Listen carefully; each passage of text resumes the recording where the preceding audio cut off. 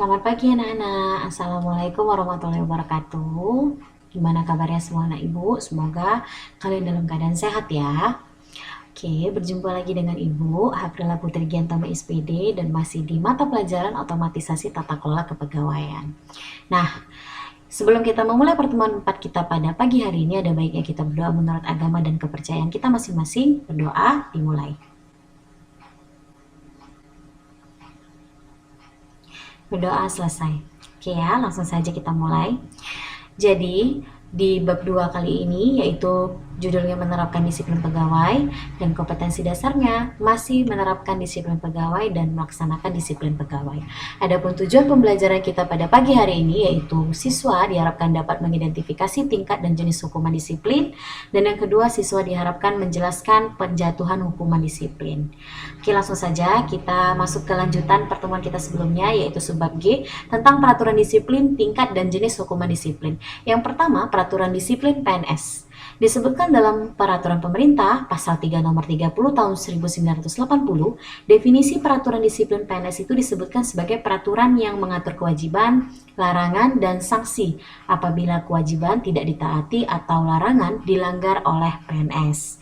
Bagi setiap PNS ini yang tidak melaksanakan kewajiban dan melanggar larangannya sebagaimana disebutkan pada pasal tersebut, maka akan dikenai sanksi berupa hukuman disiplin. Nah, lalu ada poin kedua yaitu tentang dasar hukum disiplin PNS. Sebenarnya dasar hukum disiplin PNS ini banyak ya, tapi yang Ibu rangkum aja yaitu ada Undang-Undang Nomor 8 Tahun 1974 yaitu tentang pokok-pokok kepegawaian. Ini sebagaimana telah diubah dari Undang-Undang Nomor 43 Tahun 1999 tentang perubahan atas Undang-Undang Nomor 8 Tahun 1974 tentang pokok-pokok kepegawaian. Lalu ada juga tentang Peraturan Pemerintah Nomor 4 Tahun 1966 tentang pemberhentian atau sementara PNS. Nah, selanjutnya itu maksud dan tujuan disiplin PNS. Jadi maksudnya itu ada. Nah, maksudnya itu apa, Bu? Yaitu untuk mewujudkan PNS yang handal, profesional, dan bermoral sebagai penyelenggara pemerintahan yang menerapkan prinsip-prinsip pemerintahan yang baik atau good governance. Maka seorang PNS atau ASN sebagai unsur aparatur negara itu dituntut setia dan taat pada Pancasila, Undang-Undang Dasar Negara Republik Indonesia tahun 1945, setia kepada NKRI dan pastinya kepada pemerintah. Lalu tujuannya apa? Yaitu yang pertama, menjamin ketertiban dan kelancaran pelaksanaan tugas pokok dan fungsi PNS. Yang kedua, mendorong peningkatan kinerja dan perubahan sikap serta perilaku PNS. Ketiga, meningkatkan kedisiplinan PNS. Keempat, meningkatkan tanggung jawab PNS. Yang kelima, mempercepat proses perubahan ke arah peningkatan profesionalisme dalam bekerja.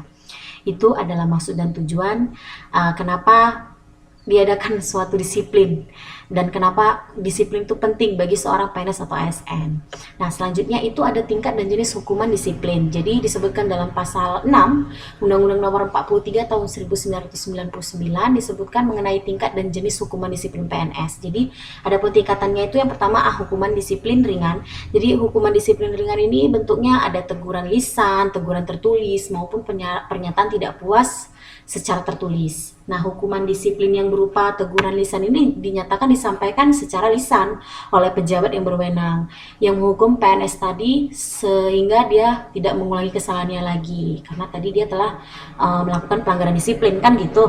Kemudian ada B yaitu hukuman disiplin sedang. Jadi hukuman disiplin tingkat sedang ini bentuknya yang pertama itu seperti penundaan kenaikan gaji berkala untuk paling lama 1 tahun. Kemudian penurunan gaji sebesar 1 kali kenaikan gaji berkala untuk paling lama 1 tahun juga. Lalu penundaan kenaikan pangkat untuk paling lama 1 tahun. Kemudian ada hukuman disiplin berat. Ini contohnya seperti penurunan pangkat pada pangkat yang setingkat lebih rendah paling lama 1 tahun, lalu pembebasan dari jabatan, pemberhentian dengan hormat karena tidak ada permintaan sendiri oleh si PNS tadi, lalu pemberhentian dengan tidak hormat sebagai pegawai negeri sipil. Itulah hukuman disiplin berat. Lalu kita masuk ke subbab H yaitu pejabat yang berwenang menghukum. Jadi tadi udah tahu kita apa itu hukumannya, itu ada 3 tingkatan, disiplin ringan, tingkat sedang dan berat. Lalu siapa sih Bu yang berwenang menghukum sebenarnya?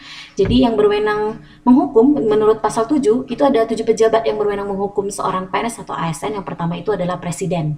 Jadi presiden bagi PNS ini yang menghukum ini status PNS-nya ini tadi adalah yang pertama A, itu dia berpangkat pembina tingkat 1, golongan ruang 4B ke atas, lalu dia memangku jabatan struktural eselon 1 atau jabatan lain yang berwenang gitu. Lalu yang kedua itu ada Menteri dan Jaksa Agung bagi PNS. Ini Menteri dan Jaksa Agung bagi PNS dimaksudkan adalah para ASN atau PNS yang bekerja dalam kementerian ya dan Jaksa Agung. Kemudian yang ketiga ada pimpinan kesetariatan lembaga tertinggi negara dan pimpinan lembaga pemerintahan dan departemen bagi PNS. Yang keempat ada gubernur kepada daerah tingkat 1 bagi PNS pusat, dan yang kelima kepala perwakilan Republik Indonesia di luar negeri bagi PNS yang dipekerjakan pada perwakilan Republik Indonesia di luar negeri. Jadi yang namanya ASN atau PNS itu bukan hanya bekerja di dalam negeri aja, tapi yang bekerja misalnya di kantor konsulat atau kedubes itu juga pasti ada seorang PNS yang dipekerjakan sebagai perwakilan negara kita di luar negeri. Jadi ketika orang itu misalnya membuat kesalahan juga atau tidak disiplin, maka mereka juga berhak mendapat hukuman gitu. Dan yang berhak menghukum tadi adalah kepala perwakilan Republik Indonesia tadi di luar negeri. Oke, demikianlah materi yang bisa Ibu sampaikan. Apabila kalian kurang mengerti atau kurang jelas, kalian bisa menanyakannya kepada Ibu melalui chat WA pribadi atau bisa mencarinya di sumber-sumber lain seperti buku, televisi, ataupun internet. Nah, sebelum kita mengakhiri pembelajaran kita hari ini, ada baiknya kita berdoa menurut agama dan kepercayaan kita masing-masing. Berdoa dimulai. Berdoa selesai. Oke anak-anak, terima kasih Ibu ucapkan sebanyak-banyaknya karena kalian masih mengikuti video ini sampai hari ini, karena masih banyak ada pertemuan-pertemuan kita selanjutnya. Tetap semangat saran Ibu, tetap kerjakan tugasnya, jaga kesehatan, dan sampai jumpa. Assalamualaikum.